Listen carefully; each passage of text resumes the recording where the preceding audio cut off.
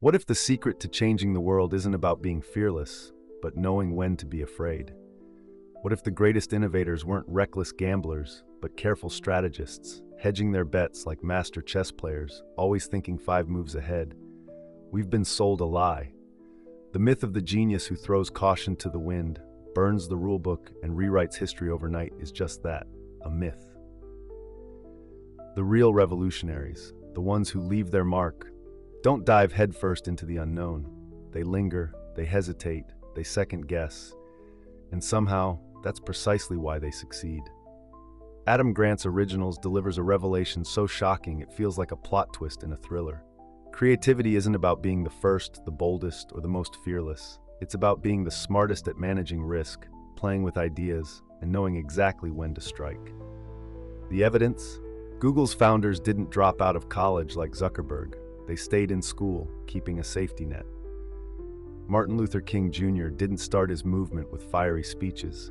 He carefully crafted his message to resonate before igniting a revolution. Even Leonardo da Vinci, the ultimate genius, was a notorious procrastinator, delaying the Mona Lisa for years while perfecting his craft. So why do we celebrate the daredevils and dismiss the calculated thinkers? Why do we believe in the myth of the fearless disruptor when history tells a different story? Maybe because the truth is harder to digest. Being original isn't about defying the odds. It's about stacking them in your favor. And today we're unraveling the real science of originality, why the world's greatest innovators don't rush, why self-doubt can be a weapon, and why the best ideas don't always come first, but come from those who refine them best. Let's get started. What separates those who change the world from those who merely exist in it? It's not raw intelligence, nor is it an extraordinary gift for creativity. The secret lies in how they think, how they weigh risk, how they hesitate, and most surprisingly, how they procrastinate. We tend to imagine innovators as people who act fast, who seize opportunities before they slip away. But history tells a different story. The world's most original thinkers don't rush into change. They let ideas marinate, testing, refining, and waiting for the right moment to strike. Originality isn't just about risk-taking, it's about managing risk. The greatest nonconformists don't bet everything on a single roll of the dice. They hedge their bets. It's easy to assume that launching something new requires burning bridges, but the truth is the most successful creators don't just leap, they build a safety net first. Consider Larry Page and Sergey Brin. Google wasn't born from a reckless gamble. It was a side project. They stayed in their PhD programs at Stanford while working on their search engine, waiting until they had something worth betting on. Even Steve Wozniak, the engineering genius behind Apple, kept his day job at Hewlett-Packard long after co-founding Apple. They weren't running toward uncertainty, they were managing it. Contrast that with the high-flying startups that went all in too soon. MySpace, Friendster, Webvan. They charged forward with no safety net, no backup plan. And where are they now? The lesson? Being original doesn't mean being reckless. It means knowing when to hold back and when to push forward. Procrastination fuels creativity. Now here's something that sounds completely counterintuitive. Delaying can make you more creative. Not avoiding work altogether, but strategically procrastinating.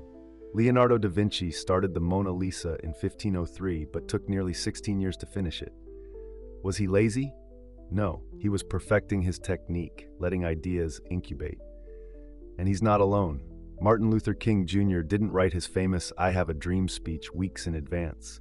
He finalized it the night before, allowing himself time to process and refine the message. The most powerful part, the dream section, it was improvised, an idea that had been forming in his mind for months. Research backs this up. Psychologists at the University of Wisconsin found that moderate procrastinators, those who let ideas simmer before acting, are significantly more creative than people who rush to complete a task immediately. So the next time you feel guilty about waiting, remember, you might just be giving your brain the space it needs to come up with something extraordinary. Self-doubt versus idea doubt. How to use doubt to your advantage. There's a reason most people never act on their ideas. Doubt creeps in, whispering that they're not good enough, that failure is inevitable. But here's the secret. Successful originals don't eliminate doubt, they use it. Not all doubt is created equal. Self-doubt, the belief that you're not capable, can be paralyzing. But idea doubt, questioning whether an idea is good enough, can be a powerful tool. Take Thomas Edison. He didn't believe in his first design for the light bulb, or the second, or the 10th. He kept tweaking, testing, refining over 1,000 times. That's not the mindset of someone who blindly believes in their own genius. That's someone who doubts his ideas, but not his ability to figure it out. The difference is crucial. Self-doubt makes you quit. Idea doubt makes you improve. So the next time you hesitate, ask yourself, are you doubting yourself, or are you just refining the idea? Because if it's the latter, congratulations, you're thinking like an original.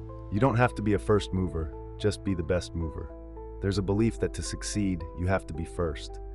First to market, first to innovate, first to disrupt. But history tells us otherwise. MySpace came before Facebook, Yahoo before Google, Friendster before LinkedIn. Yet where are they now? The problem with being first is that you're the one making all the mistakes. You're the experiment, the rough draft, the ones who follow, the second movers, watch, learn, and refine. Take Facebook. Mark Zuckerberg wasn't trying to be first, he was trying to be better. He saw what MySpace got wrong: poor design, cluttered ads, no exclusivity, and he fixed it. Netflix did the same thing, watching blockbusters stumble before stepping in with a better model.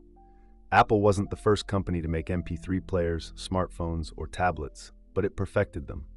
The lesson? Being original isn't about speed, it's about precision.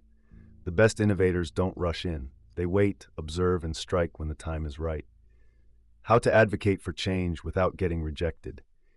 It's easy to assume that big ideas require big statements, that if you want to change the world, you have to be loud, bold, and confrontational. But here's the problem. People resist what they don't understand. Martin Luther King Jr. didn't start with radical demands. He framed civil rights in familiar moral terms. The suffragettes didn't campaign for a total overhaul of government. They pushed for incremental voting rights. Even the greatest scientific revolutions didn't happen overnight. Darwin waited 20 years before publishing On the Origin of Species, knowing he had to prepare the world for something radical. This is the mere exposure effect. The more people are exposed to an idea, the more they accept it. Originals use this to their advantage. They don't demand change all at once. They introduce ideas gradually, framing them in ways that seem familiar and reasonable. So if you have a big idea, don't just shout it from the rooftops. Find a way to make it resonate, make it feel inevitable, make people believe it was their idea all along. Groupthink kills innovation. Why you need dissenters on your team. Most people think teamwork is about harmony, about getting along and agreeing, but the most creative teams don't just encourage disagreement, they thrive on it. Look at Pixar. Their legendary brain trust meetings are brutal. Directors tear apart each other's work, offering raw, unfiltered feedback. It's not about being polite, it's about making the film better. Contrast that with companies that embrace groupthink. Kodak refused to believe digital cameras would take over, and they collapsed. BlackBerry ignored the rise of touchscreen phones, and they became irrelevant. When everyone agrees, no one challenges assumptions, and that's where innovation dies. The best teams aren't afraid of friction. They invite dissent, debate, and even conflict, because when ideas are challenged, they get stronger. The role of parents and mentors in cultivating originality. Original thinkers aren't born, they're raised, but not in the way you might think. Research shows that the most original minds weren't the kids with the strictest rules, the best grades, or the most structured environments.